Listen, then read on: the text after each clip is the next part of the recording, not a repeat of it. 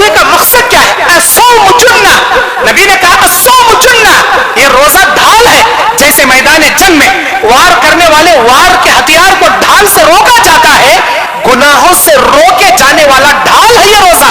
اگر ہم روزہ رکھ کر بھی موبائل میں انٹرنیٹ دیکھتے رہیں، فلمیں دیکھتے رہیں اور پب جی گیم کھیلتے رہیں، ایسی ویسی بے حیا عورتوں کے ساتھ چیٹنگ کرتے رہیں، اللہ اکبر، نبی نے فرمایا کہ ایسے انسان کے روزے کو اللہ کو کوئی ضرورت نہیں کہ وہ کھانا چھوڑے یا پانی چھوڑے، روزے کا مقصد رضا رب ہے، اللہ کی رضا، اللہ کی خوشنودی ہے۔ اور ایک بات یاد رکھیں، اللہ کا اصول حدیث قدسی ہے، اللہ تعالیٰ اپنی عزت و جلال کی قسم کھا کر کہتا ہے وَبِعِزَّتِ وَجَلَالِي فَبِعِزَّتِ وَجَلَالِي، اے میرے بندو سنو، میرے عزت و جلال کی قسم، لا تجمع قلب عبدی، میرے عزت و جلال کی قسم، میں ایک میرے بندے کے دل میں دو چیزیں کبھی جمع نہیں کروں گا۔ یہ بات اللہ آسانی سے بھی کہتا، خاموشی سے بھی کہتا، بغیر قسم کھائے کے بھی کہتا، اللہ کی بات سے کس کی بات سچی ہو سکتی ہے؟ اللہ کی بات تو بالکل سچی ہے، لیکن اللہ اس بات میں تاکید پیدا کرنے کے لیے اپنے عزت و جلال کی قسم کھا کے کہہ رہا ہے لا تجمع قلب عبدی بین الامنین والخوفین، میں میرے ایک بندے کے دل میں دو امن دو خوف، میرے عزت و جلال کی قسم کبھی جمع نہیں کروں گا۔ کیا مطلب حدیث کا؟ صحابہ نے پوچھا اللہ کے نبی اس کا مطلب کیا؟ آپ علیہ السلام نے فرمایا سنو، دو امن دو خوف اللہ ایک بندے کے دل میں ہرگز جمع نہیں کرتا۔ مطلب دو امن سے مطلب کیا؟ دنیا میں بھی امن، آخرت میں بھی امن۔ دو خوف سے مطلب کیا؟ دنیا میں بھی اللہ سے ڈرنا اور آخرت میں بھی ڈرنا، دنیا میں بھی ڈرتے ڈرتے جینا، آخرت میں بھی خوف اور حراست کی زندگی گزارنا ناممکن۔ اللہ اپنے عزت و جلال کی قسم کھایا اے میرے بندے، دنیا میں اگر مجھ سے ڈرتے ڈرتے جیے گا، خبر میں قیامت میں جنت میں امن ہی امن تیرے مقدر کر دوں گا۔ دنیا میں میرے خوف سے جیا کر، جب بھی حرام کھائے تو میرا خوف تجھے یاد آنا چاہیے حرام سے بچنے کے لیے، جب بھی نمازیں چھوڑ کر دکان میں بیٹھے میرا خوف تجھے آنا چاہیے کہ کہیں قبر میں اللہ سانپ بچھو کی مہمان نوازی میرے لیے میسر نہ کر دے، جب بھی تو کوئی جھوٹ بول کر کسی کا مال ناحق کھاتا رہے تجھے میرا خوف آنا چاہیے اللہ کے دربار میں پائی پائی کا تجھے جواب دینا پڑے گا۔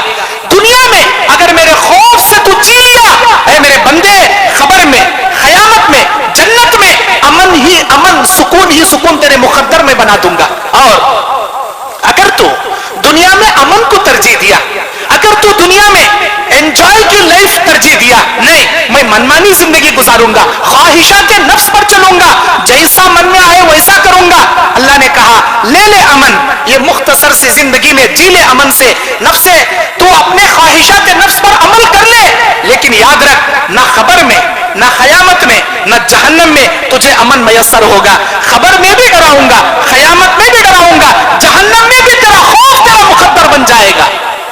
دنیا میں بھی امن، آخرت میں بھی امن، میرے عزت و جلال کی قسم ناممکن ہے کسی بندے کو جمع نہیں کروں گا۔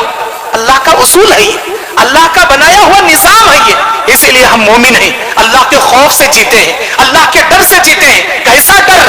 اللہ نے کہا وَلِمَنْ خَافَ مَقَامَ رَبِّهِ جَنَّتَانِ، جو میرا بندہ میرے سامنے کھڑنے سے ڈر جائے، اے میرے بندے تیرے لیے ایک ایک نہیں دو دو جنتیں عطا کروں گا، بشرط یہ ہے کہ میرے سامنے کھڑتے ہوئے تو ڈر جا، دو دو جنتیں عطا کروں گا۔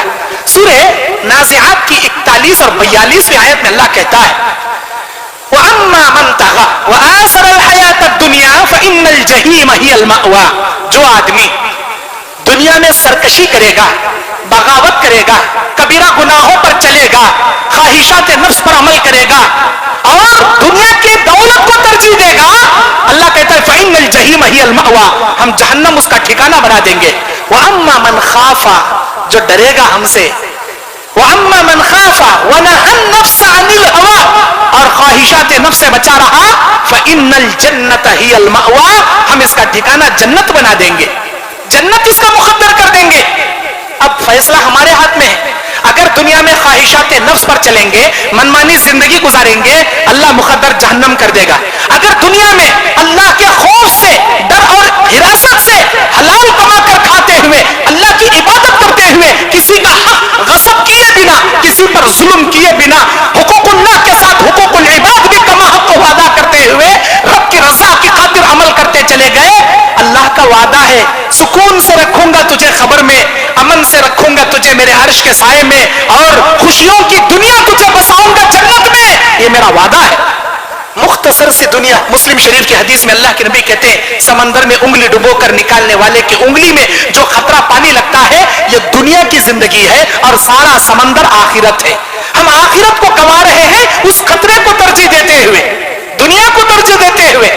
میرے دینی اور اسلامی بھائیوں، رمضان کا مہینہ ہمارے سامنے ہے، یہ آزمائش کی دنیا ہے، اپنے آپ کو برجستہ تیار کر لیں، کبھی کوئی کبیرہ گناہوں میں ملوث نہ ہو، کبھی حرام کا لقمہ نہ کھائیں۔ یاد رکھیں جتنے لوگ سود کی زندگی میں ملوث ہیں سچے دل سے توبہ کر لیں۔